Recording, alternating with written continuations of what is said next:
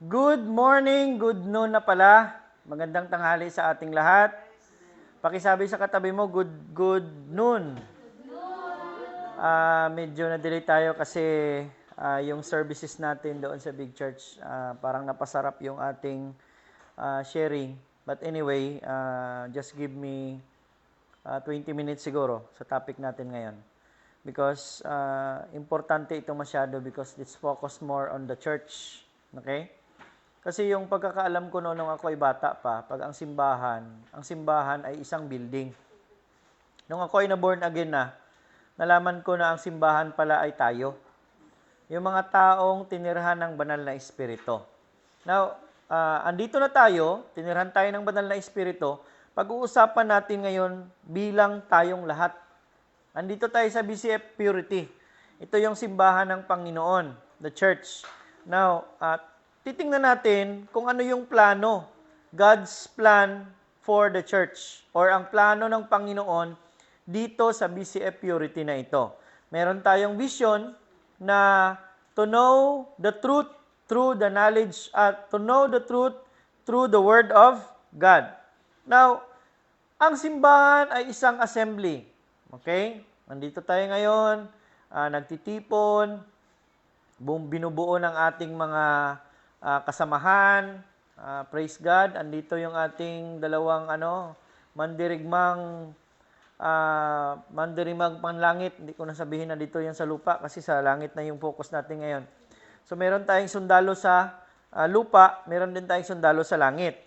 Now, assembly or kung titingnan natin sa Greek word na meaning ng gaang church is, ang ibig sabihin nito ay ecclesia. Ano ba itong ecclesia? Ito yung kumpanya or grupo ng mga tao na tinirhan ng banal na espiritu. Ito ay nakabase sa kapanawagan ng Panginoon. Hindi ito nakabase sa kung kanino lamang. Kundi, andito tayo ngayon, nagtitipon dahil tinawag tayo ng Panginoon. Pwede bang palakpakan natin ang Panginoon? Now, kung titingnan natin sa 1 Timothy 3:15, babasahin ko, upang kung hindi man ako makarating, agad ay malaman mo kung ano ang dapat na maging ugali ng mga tao sa sambayanan ng Diyos na buhay, sa iglesia na haligi at saligan ng katotohanan. Ano ba ibig sabihin nito? Si Timothy ay disipulo ni Paul. Kilala po ba natin si Paul? Si Paul siya yung mga maraming sinulat na mga aklat sa Bible. Okay? Nag-umpisa sa Acts, hanggang sa 1 Corinthians, 2 Corinthians, marami siyang mga simbahan na pinadalhan. At ang purpose niya lang dito ay mag-encourage. Ngayon, sa pagkakataong ito, si Paul ay parang andyan na sa kanyang katandaan at kailangan niya nang ibigay yung kanyang mga responsibilidad at tungkulin sa kanyang disciple na ang pangalan ay Timothy. Okay? Now, ang instruction ay binigay kay Timothy. Sabi niya, upang kung hindi man ako makakarating agad, ay malaman mo kung ano ang dapat na maging ugali ng mga tao sa sambahayan ng Diyos na buhay. Alam niyo kasi, maraming purpose yung Panginoon. Kanina, we talk about destiny helper. Posible na yung kasamahan natin dito, ito ang magiging destiny helper natin ngayon. Kasi nga, ang sabi ni Pastora kanina, mahalin mo yung kaaway mo. Kasi yung kaaway mo, yun ang magiging destiny helper mo. Yung masungit mo na boss. Yung mga, lahat ng mga yan. Kasi dumating yan sila sa buhay natin, nagkaroon tayo ng connection sa kanila dahil mayroong purpose ang Panginoon. Kaya nga, bilang simbahan ng Panginoon, alamin natin na ano bang purpose na nandito tayo ngayon. Kaya nga tayo ay nagpapasalamat. Papasalamat tayo sa Panginoon, anong ginawa ng Panginoon sa buhay natin, sa family natin, sa work natin, sa mga lahat-lahat na mga bagay-bagay. Kasi kagabi, hindi ako talaga fan of dancing. Nung nakita ko yung mga tao doon sa baba, kasi andun kami sa itaas, sabi ko, ang ganda palang tingnan. And then, nang nakita ko sila magandang tingnan, natuto na rin ako sumayaw. Praise God. So, yun po ang naging baga pa victory kagabi. Alam niyo, ang ulan, nakikita ko, hindi naman talaga malakas. Parang shower lang siya talaga. And then, makikita mo na it came from God. And then, yung Panginoon talaga yung nagbigay ng ulan na yon. Kasi tinitingnan niya yung mga tao niya na talagang kung ang ulan ba ay magiging rason para hindi tayo makapagsamba sa Kanya. Hindi tayo makapagbigay ng ating papuri sa Panginoon. Pero hindi naging hadlang ang ulan. But instead, tayo pa ang naging hadlang kasi parang hindi na tayo hihinto doon at uuwi. Lahat ng mga bata, mga matatanda, nag-enjoy sila sa ulan kasi karamihan din ng mga iba ng mga matatanda, first time din nilang maligo sa ulan. Ginawa itong history kahapon kasi alam ko na makikilala ang Panginoon. Hindi naman talaga BCF yung dinala natin doon. Kaya sinuksok natin yung Jesus Christ generation kasi gusto nating ipakilala si Jesus. And napakaganda ng mensahe ni Pastor Marlene, direct to the point. Na lahat ng mga mata maraming nabuksan na hindi talaga ang relihiyon ang siyang ating i-focus, kundi yung ating personal na relasyon sa ating Diyos. Hallelujah. So ngayon, bilang isang simbahan, kailangan nating malaman ano nga ba ang dapat gawin ng kanyang simbahan. Ano nga ba ang pag-uugali na dapat nating gawin? Okay? So binigyan niya ng instruction si Timothy. Ako bilang assign dito sa BCF Purity, yung mga ginagawa ko sa inyo or lumalabas sa bunga ko sa pamamagitan ng salita ng Panginoon, pwedeng maging instruction sa buhay ng bawat isa. Ano yung dapat nating gawin sa pamumuhay natin? Kanina, masaya din kami sa aming breakfast fellowship na couples fellowship kasi nadidiscuss yung mga bagay na mga realidad.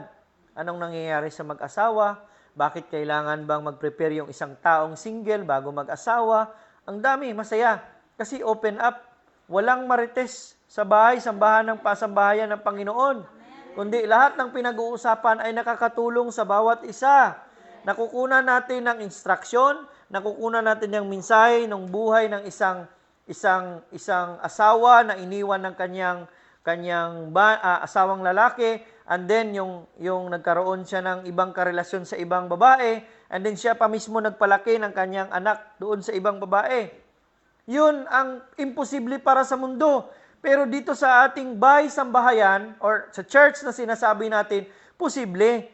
Kasi tinuturuan tayo ng Panginoon na kung paano dalhin yung buhay natin, paano magmahal ng walang kondisyon. Kaya napapakita natin yung mga bagay na parang imposible sa mundo, posible dito sa sambahayan ng Panginoon or sinasabi nating church. Now, binigyan ng instruction si Timothy ni Paul. Alam nyo kasi ang instruction is very important. Nasubukan kong mag-exam, mag-participate sa examination. Pag ikaw, isang tao na nag-take ng exam, hindi marunong sumunod sa instruction, ang sabi sa instruction is, bilugan at ang ginawa mo ay iyong in-underline, then lahat ng iyong sagot ay mali. Sa buhay natin, kailangan natin ng instruction. Dahil ang buhay natin ay exam. Sa bawat exam, alam mo dapat ang iyong gagawin. Instruction is very important. I am a teacher. Teacher din yung si Mrs. ko, si MM, teacher din. Lahat tayo, nakasubok na rin na mag-take ng exam or quiz. Pag hindi natin nasunod yung instruction, posibleng magagalit si teacher at tayo ay bibigyan ng 2 itlog. Para makarealize tayo na kailangan nating sumunod ng instruction. Now, kailangan nating sundin dahil ang instruction ay isang message or ito ay isang pagbibigay direksyon sa buhay natin. And the Word of God says na ang kanyang salita ay instruction. Ang kanyang salita ang siyang magbibigay gabay sa atin. Paano natin i-check yung ating buhay araw-araw? Amen? Tayo ba ay nagbabasa ng salita ng Panginoon? Meron ba tayong Bible? Hindi lang sa cellphone, meron talaga tayong sariling Bible. Kaya nga sabi ko, kailangan nating mag-invest ng ating personal Bible. Diba? Nag-i-invest tayo ng cellphone, home credit, ano pa ba? Nagkukuha tayo ng installation ng mga appliances. Bakit hindi tayo maka-invest sa salita ng Panginoon? Kasi hindi natin nalalaman na ang salita, ng Bible, actually walang kapangyarihan ang Bible. Pero ang content niya, pag pinaniwalaan mo, andun yung kapangyarihan. Yung church kasi, kailangan kumain ng spiritual na pagkain. At ang salita ng Diyos ang ating pagkain sa ating spiritual. Now, kailangan nating sundin ang instruction kung gusto nating makilala ang Panginoon. Okay lang ba sa isang simbahan na ikakasal yung dalawang lalaki? Kaya kailangan natin ng instruction. Huwag tayong malinlang ngayong huling mga araw. Kasi marami nang nagsisilabasan na mga tao na kiniklaim nila na sila ang tama, na pag hindi sa kanila dumaan, hindi ka makakarating sa langit dahil sila ang appointed son ng Panginoon. Pag tayo ay hindi pamilyar sa salita ng Panginoon o hindi natin alam ang salita ng Panginoon, kaya nga, pasalamat tayo, andito tayo sa simbahan dahil nakakarinig tayo ng katotohanan. At yung katotohanan na yun ang ating nagiging pundasyon na paniwalaan na kahit anong sabihin ng mundo, basta't meron mong pinaniwalaan na salita, hindi ka talaga matitinag. Diba?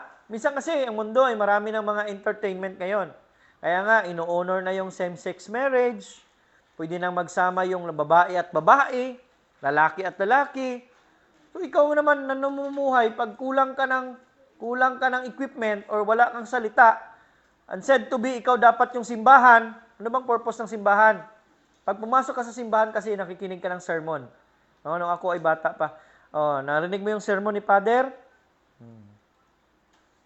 Na ikaw naman ay pumasok sa school, narinig nyo ang sermon ng nanay nyo kaninang umaga? Bakit sermon yung ginagamit? Kasi nga, instruction. Kailangan nating makarinig. Kailangan nating malaman yung katotohanan dahil ang sabi nga ng salita, ang katotohanan ang siyang magpapalaya sa atin. Amen? So, kailangan natin na ang iglesia, tayo na simbahan, kailangan nating mag-build up ng foundation. Nakita ko yung bahay na propose nila and then ni Albert. Sabi ko, ang laki pala. Nang tinignan ko ang pundasyon, ang laki din pala. Kung gusto mong tumayo na matibay at matatag, matapang, kailangan mong maging founded sa salita ng Panginoon. Kasi pag ang isang tao alam niya ang kanyang ginagawa, hindi mo talaga yan siya malilinlang. Diba? Kaya minsan, alam nyo kasi doon sa US, pag ikaw isang citizen sa US at alam mo ang batas doon, hindi bastang ikaw na nanghuhuli, ikaw na officer na nanghuhuli, dapat marunong ka talaga. Kasi pag marunong pa yung citizen sa'yo, hindi mo talaga siya mahuhuli. Now, ano ang point ko dito? Gusto lang natin alamin bilang isang simbahan, ano nga ba yung purpose natin? After nitong fellowship na ito, mayroon tayong duties and responsibilities. Ano yon? I-share natin yung ating nakuha, nalaman. Hindi naman talaga tayo kailangan tumayo sa isa entablado at sasabihin na butuhin niyo ako. Ang kailangan lang natin, meron tayong technology, meron tayong cellphone. Kailangan lang natin i-share or pwede nating ilagay doon sa wall ng ating Facebook. Yung kukuha natin. With that, I believe na sa buong mundo na tumitingin, I doubt na walang tao na hindi makakakita niyan. Ang sabi ng Panginoon, hindi naman talaga lahat. Kahit isa lang. Alam niyo ang ratio ngayon ng pumapalapit sa Panginoon? 1:100. So 100 na tao, pasalamat na tayo na mayroong isang lalapit sa Diyos. Kasi nga ang mundo ngayon ay puno na ng paglilinlang. Okay? Now, tingnan naman natin itong sitwasyon kay Pedro. Kilala niyo si Peter? Nung ako ay maliit pa, palagi akong sinasabihan na mayroong manok si San Pedro. Kaya nga, pag ako ay nagsasabong noon, ang manok ni San Pedro talaga yung aking, pag sinabi na manok ni San Pedro, ibig sabihin, malakas talaga yan sa sabong, panalo yan. Naging bulag tayo sa katotohanan dahil hindi tayo na-lead ng mga tao, ng ating mga magulang, sa tamang katotohanan. Kaya nung tayo ay nakapag-aral, nabigyan tayo ng opportunity na malaman yung katotohanan, Natuto tayong pumili ng tama at kung ano yung sinasabi ng salita.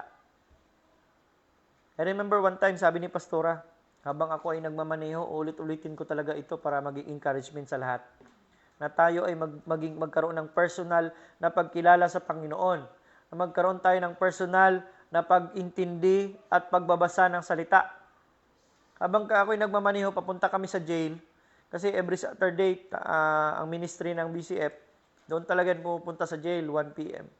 And then habang nakasakay siya, sabi niya sa akin, Raymond, okay lang ba sa iyo itong ginagawa natin? Okay lang, Pastor. Kasi akala niya, nagasunod-sunod lang ako sa kanya. And then sabi niya, okay lang ba sa iyo na nagasunod-sunod ka lang sa akin ng sinasabi ko? Okay lang, Pastor, kasi alam ko naman na na tama itong ginagawa natin. Sabi niya, paano mo nalaman na tama? Hindi ako nakasagot. Sabi niya, basahin mo sa Bible. Kung ang ginagawa ba natin ay andyan sa Bible. Kasi baka niluloko lang kita. Parang ako ba? Naliwanagan ako doon, sabi ko. Ito ang magandang simbahan. Kasi hindi kanya kinukuha na sumunod sa kanya. Tinuturuan kanya na matuto ng sarili mo mismo. Ganon tayo bilang simbahan. Kaya nga, ang plano ng Panginoon sa atin, sabi, nung itong sitwasyon kasi na ito, tinipon ni Jesus ang kanyang mga disciples. Ang tinipon niya na yung kanyang mga disciples, tinanong na ang kanyang mga disciples, sino sa inyo? Sa palagay niyo, sino kaya ako?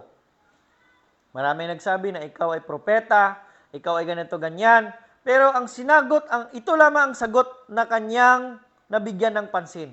Ang sagot ni Pedro or ni Peter. Sabi niya sa Matthew 16:18, at sinabi ko sa iyo, ikaw ay Pedro, at sa ibabaw ng batong ito ay tatayo ko ang aking iglesia, at ang kapangyarihan ng kamatayan ay hindi magtatagumpay laban sa kanya.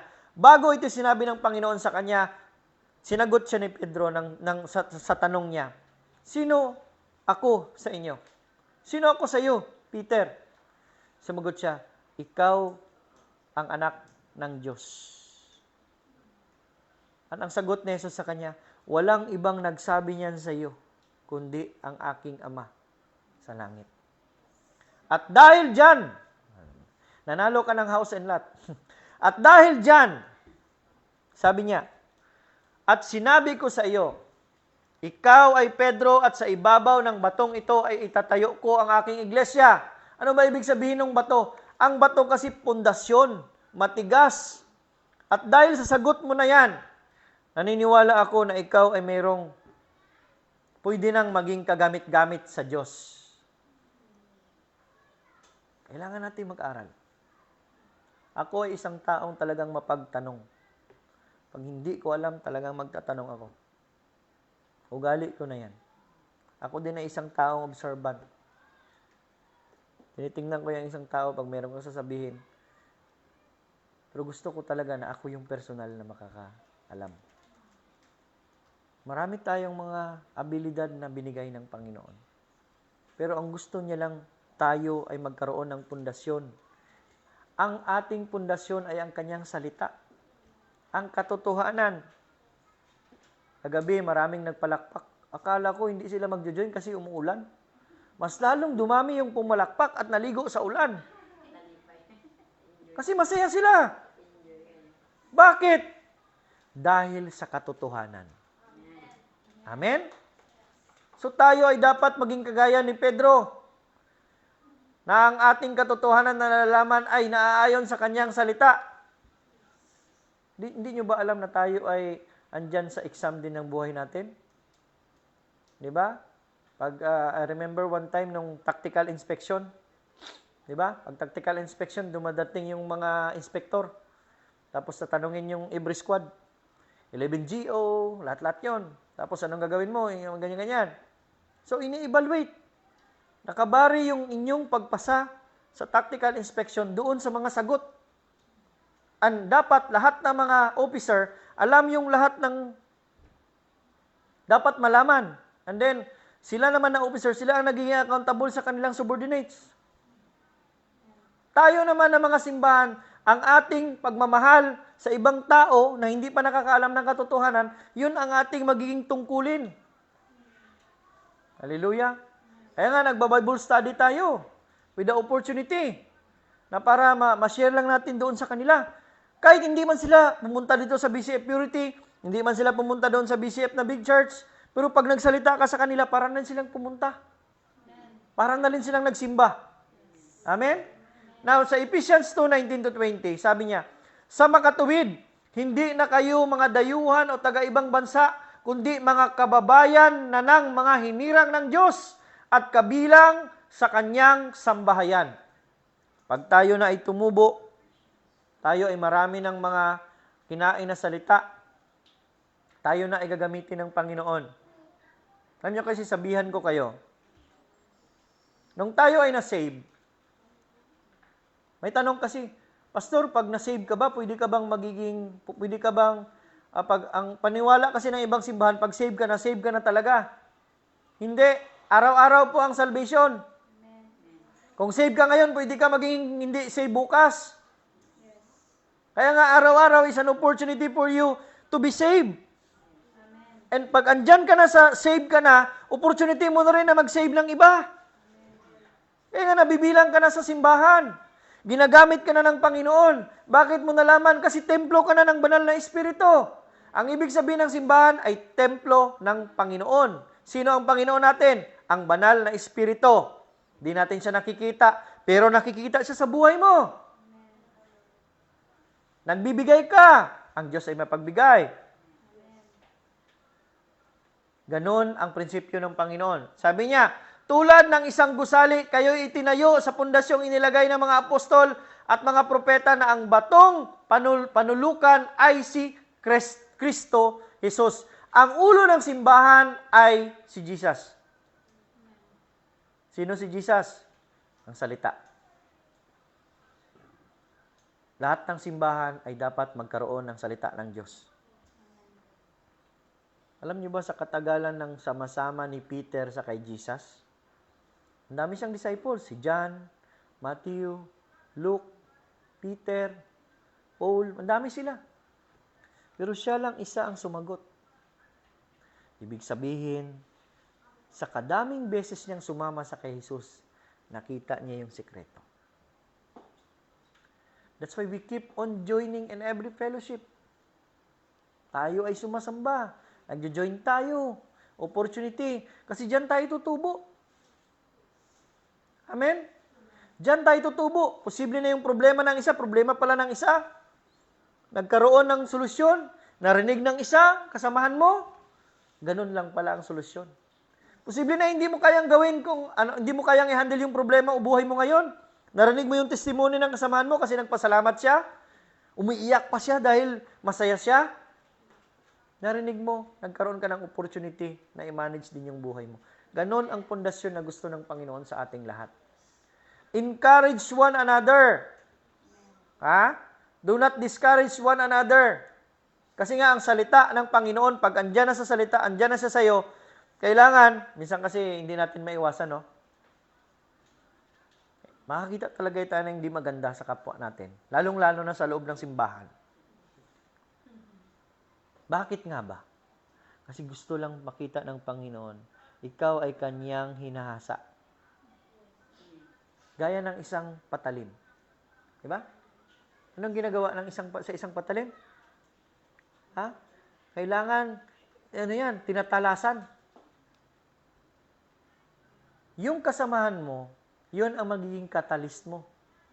Ano nga bang catalyst? Yun ang iyong purgatorio na lang, para mas maganda.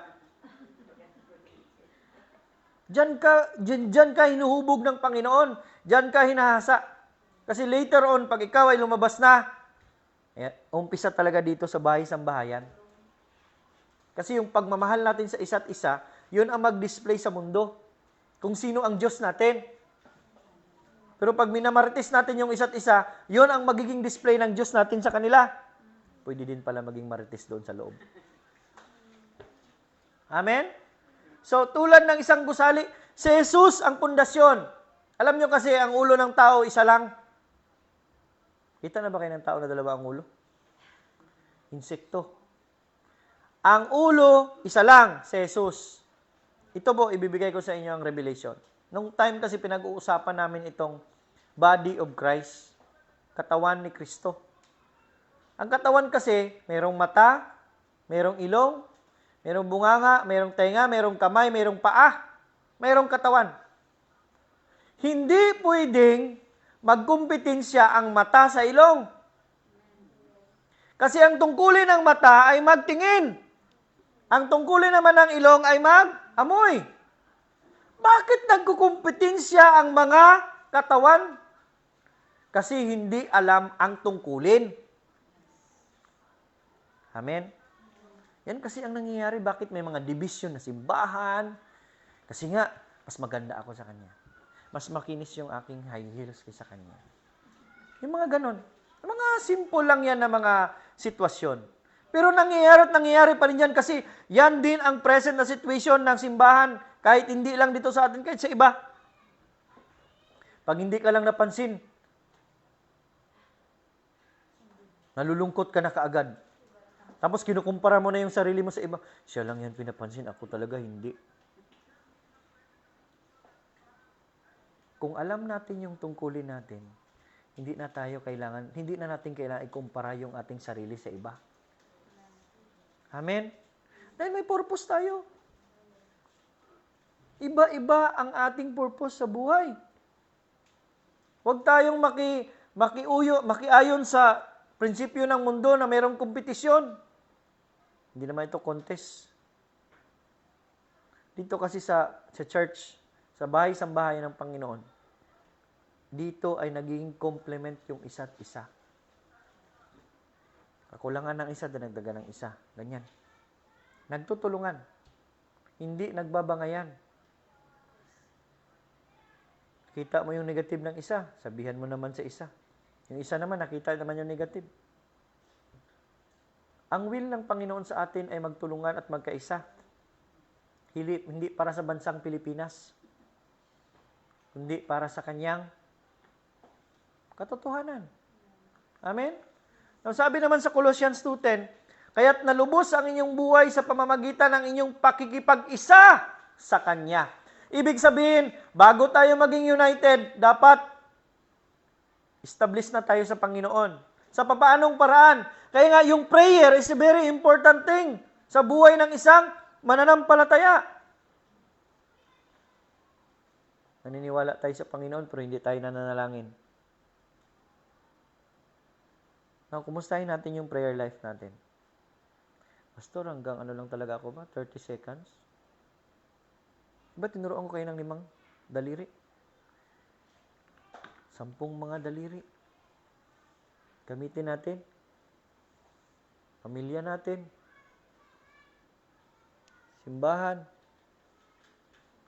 Pray natin yung ating Pangulo na hindi na magmura. Ito, gitna. Mga leaders yan. Ito naman yung ating mga friends. Yung mga friends natin na wala pa sa Panginoon, i-pray natin sila. At ito yung ikaw. I doubt sa 5 ito, sa 5 na daliri na ito, hindi lalawak ang iyong panalangin. Hindi tatagal. Talagang magtatagal. Huwag tayong tumawag lang sa Panginoon dahil meron tayong problema at kailangan natin siya.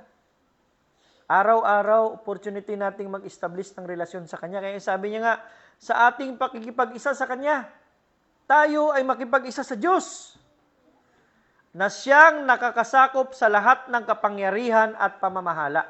Kung nakita mo, ang panalangin ay parang isang gasolina. Praise God, tumaas na naman. Pero kasi sa kaharian ng Panginoon, hindi tayo subject sa pricing ng mga God will always provide. God will always provide. Despite na kahit taasan nila ang piraso ng kamatis, gawin nilang 100 pesos, God will provide for His children. Kasi nga, ang Panginoon, pag andyan tayo sa Kanya, alam nyo kasi ang prinsipyo ng Panginoon, sumilong lang tayo sa Kanyang umbrella. At mai-enjoy natin lahat. Anong nangyari sa prodigal son? Lumabas Lumabas, kinuha yung kanya. Kala niya talaga, hindi mauubos yung kanya Pero tayo na andyan sa loob, Nanatili tayo, huwag tayong lumabas. Ano man ang mangyari, ano man ang sitwasyon ng mundo. First and foremost, assured tayo na saved tayo. Kahit masama na ang nangyayari, nakasmile ka pa rin. Ano kasi, meron akong mga pelikula na titingnan. Na kahit andyan na siya sa kamatayan, nakasmile pa rin. Kasi alam niya kung saan siya papunta. Nakita niyo yung astronaut? Yung sa FB na parang video clip lang. Tinawagan niya yung isang parang call center. 'Di ba? Tinawagan niya, sabi niya, "Can I talk to my wife? And can I talk to my child? Don't forget that daddy I will always love you. I'm just here." Tapos sinanong pa siya ng anak niya kailan siya uuwi. Hindi niya nasanagot ng directly 'yon. Pero assured siya na kahit ganun yung alam ko, tayo naman is andun lang naman tayo sa certainty. Alam ito ng mga sundalo. Kasi pag andun ka na sa giyera, hindi mo na alam kung buhay ka pa o anong mangyayari sa'yo. Pero andyan sa isip mo at sa ano mo na, ano man ang mangyayari, importante. Save ako. Or ang prinsipyo pa ng iba, mamatay man ako pero meron talagang mamatay din sa kanila. Anon yung prinsipyo ng ano eh. Pero tayo iba. Sa spiritual kasi, ano man ang mangyayari, save ako. Kasi nga, meron tayong buhay na nag-antay sa atin. Yung mundo kasi hindi naniniwala ng ganun eh. Kaya lahat ginagawa, nagpapa-extend ng buhay. Lahat na lang ata ng mga maliban diyan yung mga herbal. Umiinom ng guyabano, ng MX3. Hindi nila alam na may ang effect doon andun. The more kasi na nagwo-worry ka na mamatay ka, mas madali kang mamatay. Pero kung enjoy mo yung buhay mo dito, assured ka na ikaw ay saved, then, life must go on. Amen? Iba yung tapang ng isang sundalo, alam ang katotohanan eh. Hallelujah? Kasi sundalo na hindi alam, tatago talaga yan. Pero pag ikaw ay alam mo na andyan ang Panginoon, naniniwala ka sa kanyang proteksyon, at at the same time, yung bottom line mo, no matter what will happen, Lord, save ako. Oh, walang takot. Kaya nabibless ako sa mga movie, ulitin ko po, nakikita ko, nakasmile sila kahit na namamatay na. Kasi andun yung conditioning sa puso nila na save ako. Amen? So, kailangan ng simbahan ng kapangyarihan at pamamahala. Management and power. Yun ang regalo sa atin. Sa ating mga lulo at lula. Sino ba lulo at lula natin? Si Adan at si Eva. Diba? Let them rule.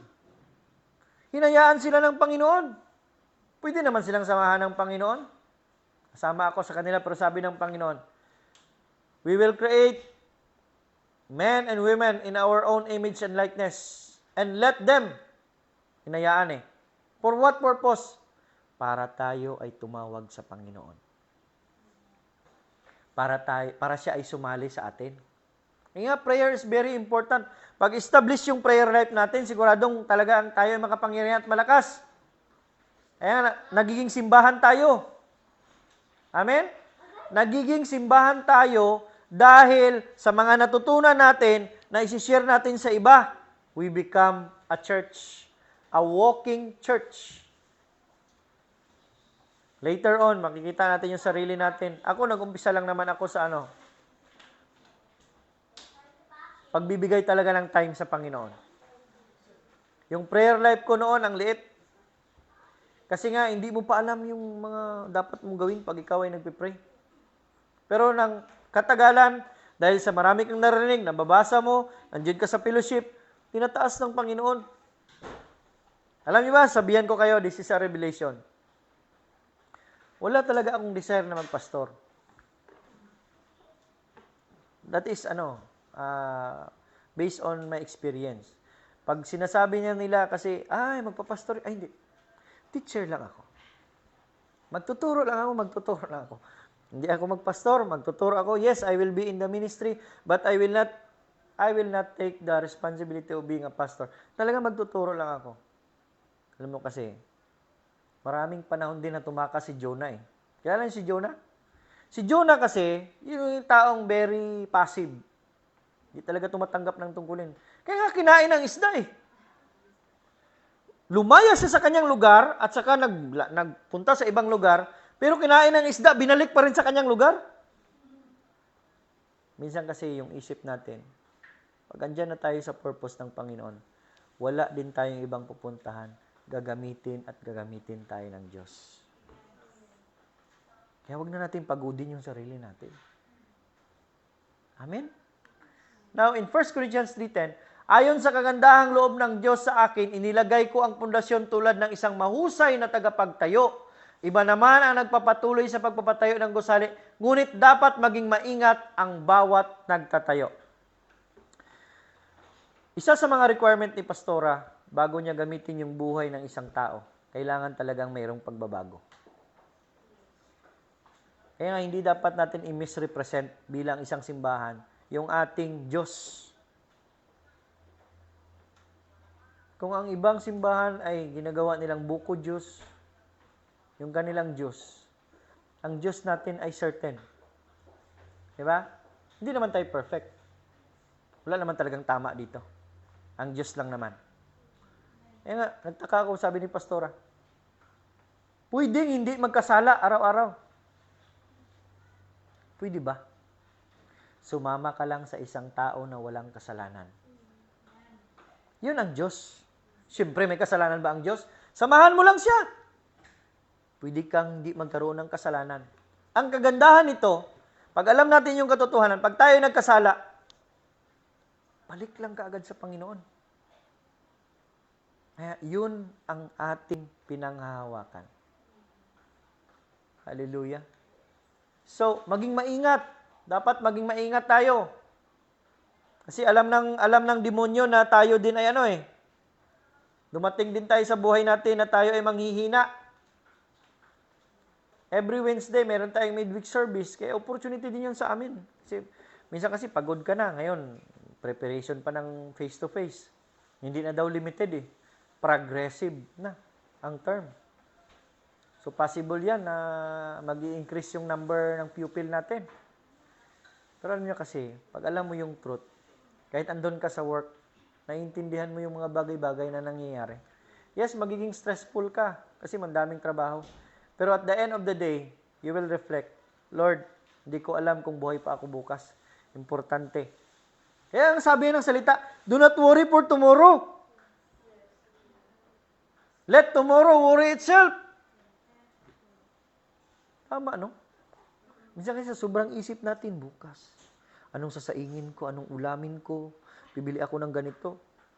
Ang tanong, buhay ka pa ba bukas? Kaya nga, let this day be a day for you to be happy. May problema? Yes! Mayroong kalaban? Yes! Pero there is always a reason to be happy. Ba? Ganun lang yung buhay. How will you enjoy life? You must know the truth. Pag alam mo yung katotohanan, sigurado ako may enjoy mo yung buhay dito sa mundo. Parang di ka lang nakita mo lang yung ibang ang kapitbahay mo na marami silang mga ganyan. Tapos, yung inggit kasi alam nyo, yun ang trabaho ng isang taong kulang ng kaalaman sa buhay. Amen? So, kailangan tayo bilang mga simbahan, we need to be careful. Kasi yung buhay natin, we become a representative of God dito sa mundo. Who are you representing to? President Roa Duterte? Then, nakita ka doon na ikaw ay nagsyabo. Ibig sabihin, inaalaw ni President Duterte na ang kanyang representative ay magsyabo. Then, we become a misrepresentation to the person na nire-represent natin. Ganon tayo sa Panginoon. Church is a temple of God. We claim to be the church, so kailangan nating i-represent ang Diyos sa mundo kung sino siya. Mahirap yon? Yes, mahirap yon. Kasi tayo naturally ay makasalanan noon.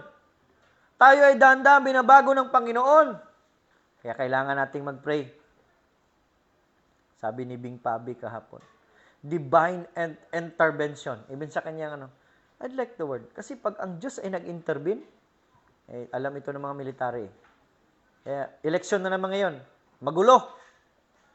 Kailangan nila mag-intervene para magkaroon ng kapayapaan lang for the sake.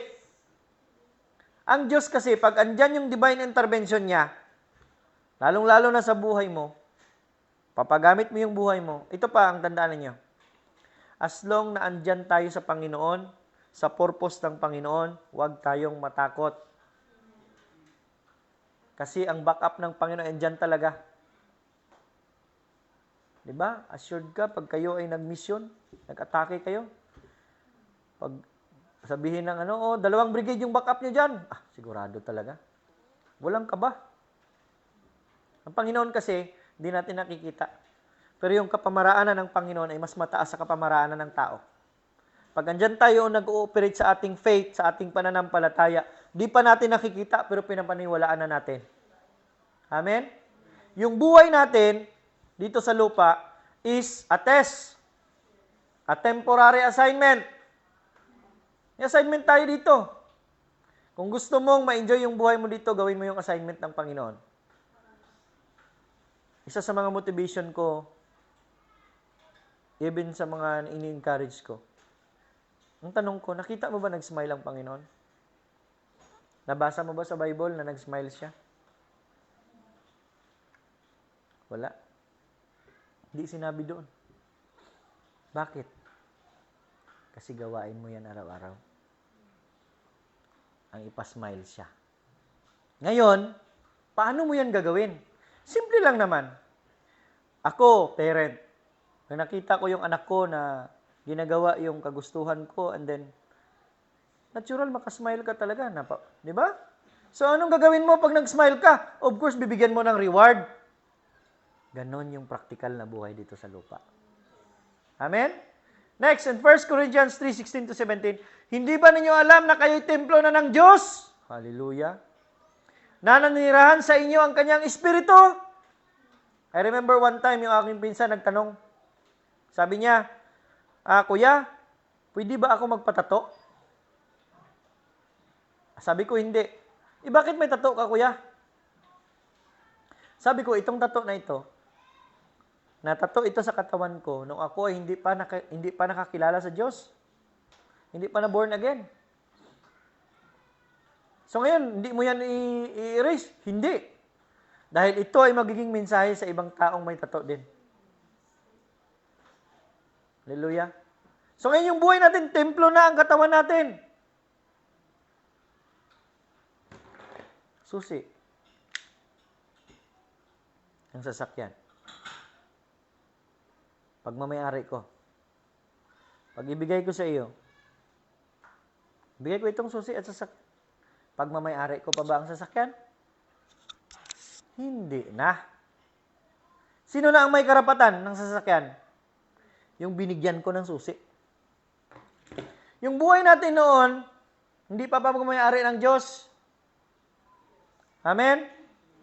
Kaya nga, pag gusto tayo sa ginagawa natin, nang ang Diyos na ang nagmamayari sa atin, hindi na dapat tayo ang masunod. Yung nagmamayari na sa atin. Amen? Yun ang sinasabi dyan. Sapagkat banal ang templo ng Diyos at kayo ang templong yan. Madaling sabihin that Jesus is my Savior. Pero mahirap sundin that Jesus is my Lord. Sino ba ang Lord? Siya ang namamayari. Siya ang dapat sundin. Pero Savior siya. Hindi siya pwedeng gawing Lord kasi akin mo na Lord. Mamaya na yung sa'yo. You remember Jesus? Andun siya sa cross. Sabi niya, Father, alisin mo itong sakit. Pero binawi niya. Pero pag hindi talaga, let your will be done, not my will. Saan ba ang will ng Panginoon? Kanyang salita pa rin. Diyan lang kasi tayo umiikot sa salita eh. Di ba? Kaya nga, napaka-importante ng Bible. Gusto mong makilala ang Diyos? Salita. Gusto mong malaman ang kanyang iniisip sa iyo? Salita. Remember John 1:1? In the beginning was the Word. And the Word was with God. And the Word is now God. Pag sinasabi ang salita, Diyos yan. Huwag mong tingnan kung sino ang nagsasalita. Ang salita ang iyong i-focus kasi Diyos yan. Amen. Hallelujah. In Colossians 1:25-27, ako'y naging lingkod nito nang piliin ako ng Diyos upang ipahayag sa inyo ang kanyang salita. Ang hiwaga na sa mahabang panahon ay inilihim sa maraming salit-saling lahi. Ngunit ngayon inihayag na sa kanyang mga hinirang, pinapaalam sa ating lahat ang katotohanan. Alam nyo kasi, ang isang tao na alam ang katotohanan, iba ang kanyang panalangin. O Lord, O God, bless me Lord, I call upon you Lord. Pag alam mo kasi na ikaw ay may relasyon sa Panginoon, di ba? Minsan hindi na nga nagsasabi na ang anak, pwede ba akong humingi? Wala nang ganun. Bigyan mo ako. Ganun ang isang taong may relasyon. Ha? Kasi nga, mayroon ka nang establish na yung relasyon mo sa Panginoon. Pag wala kang relasyon, pwede ba akong humingi ng ano? Pero pag andyan ka na sa pamilya, ibig sabihin, may relasyon na ka, bigyan mo ako. Kinukuman mo na ang Panginoon. Kasi alam mo ang iyong karapatan. Binigyan ka niya ng karapatan eh. Sabi niya sa John 1:12, for those who believe and receive, I will give them the authority to be called my sons and daughters. Ang mga anak ay subject sa supply ng Ama. Ano bang kailangan mo, anak? Ganito. Okay. In a simple word. Kaya nga, nananalangin tayo. Bakit? Kasi kailangan nating humingi sa Kanya. Kailangan nating ipaalam sa Diyos ano ang kailangan natin sa araw na ito. Hallelujah.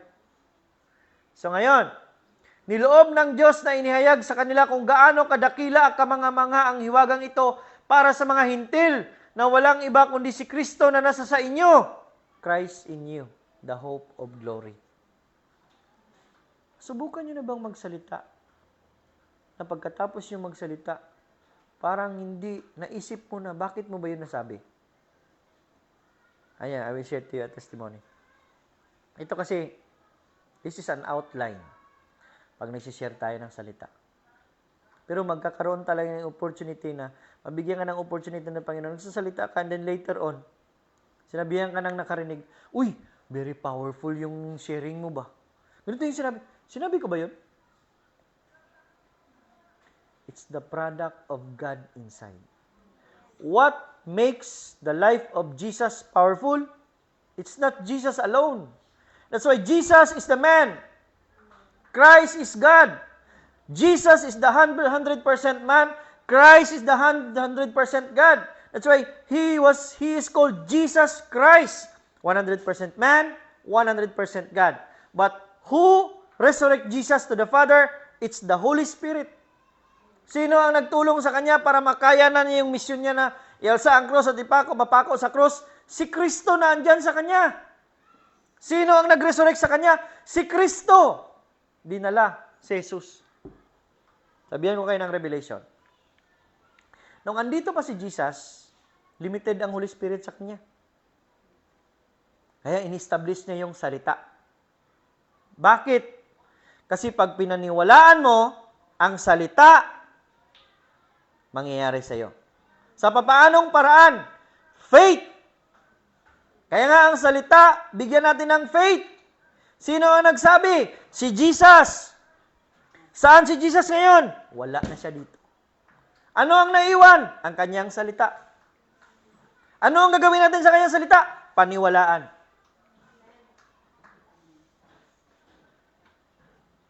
Ngayon, dinala si Jesus sa right hand. Sino ang nagdala? Ang Holy Spirit. Sabi niya, tawagin ninyo ang banal na Espiritu at darating siya sa inyo. Ano ang instruction niya? Tawagin ang banal na espiritu. Salita ang kanyang sinabi. Kung samahan mo ng paniniwala, mangyayari sa iyo. That's why marami ang tinirahan ng mga banal, marami ang tinirahan ng banal na espiritu kasi marami ang naniwala. Hallelujah. Nakita niyo na ba ang message sa buhay ni Jesus? Yung buhay niya mismo ay mensahe. Yung siya mismo ang salita. Nang umalis siya, ang naiwan ang salita. Wala na si Jesus dito. Ang naiwan ang salita, ang sabi niya, paniwalaan niyo lang yung sinabi ko. At mangyayari sa inyo. Yun ang kagandahan ng video. At maraming din yun eh. A series of study din ang nangyari sa akin. And then, iba kasi yung revelation. At saka understanding. Okay? So, andyan na ang Diyos. Siya ang ating pag-asa na tayo'y makakabahagi sa kaluwalhatian ng Diyos. Yung buhay mo na pinagamit sa Panginoon, magbibigay ng glory sa Kanya dahil pinagamit mo yung buhay mo at maraming tao ang nakawitness. Nagiging powerful ka. Share ka. May tungkulin ka sa DepEd. Nakuha mo mag-participate sa mission. May simbahan ka na dinadala. 2 topic ang iyong piniprepare. Pero because you are being backed up by the anointing of God and the Holy Spirit ay andyan na sa iyo, pinaniwalaan mo na kaya mo. Bakit? Dahil sinabi ng salita, we can do all things through Christ who strengthens us.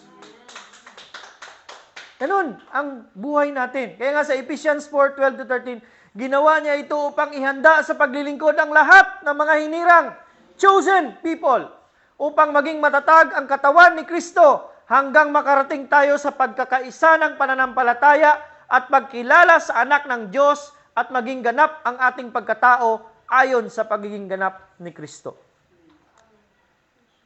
We will be united in faith, by faith, and through faith. Yesterday, it was a display of the unity of the body of Christ. Walang reklamo ni maliit akong narinig. Umulan, pagod ang kadamihan, pero naligo sa ulan at nagsaya. That's the power of unity. Remember ang walis? Ang walis, hindi masakit yan pag isa lang ipalo mo. Gawin natin sa pamalo, wag naman doon sa panglinis kasi maraming example na yung panglinis eh. Pero pag ang walis, nabibigkis, subukan mo ipalo, masakit. In other words, pag marami tayo, nag-unite tayo, we are united in faith, mas malaki yung kaya nating gawin. Amen? Hallelujah. So that's the topic about the church. Malaki ang plano ng Panginoon sa buhay natin dito sa lupa.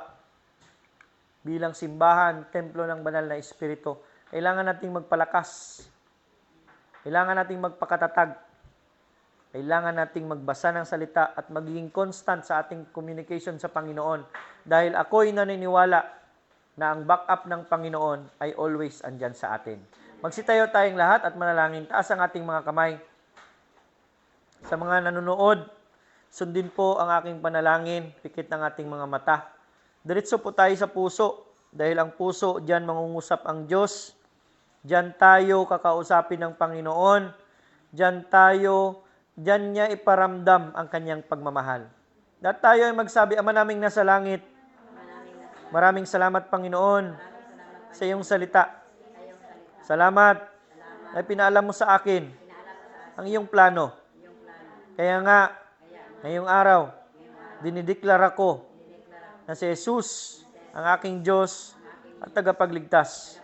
Alam ko na aking pangalan ay nailista mo na sa libro ng mga buhay. Ano man ang mangyari, save ako, Panginoon. So ngayong araw, tulungan niyo po ako. Tinatawag ko.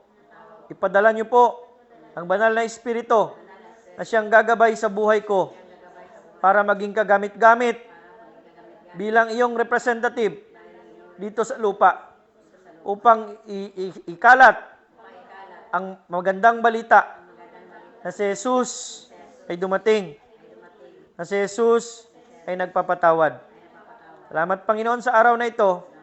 Ito ang aking samot dalangin sa pangalan ni Jesus. Ang lahat ay magsabi ng Amen. Praise God for today. Ako ay nagpapasalamat sa Panginoon for this opportunity once again ma-share ang katotohanan.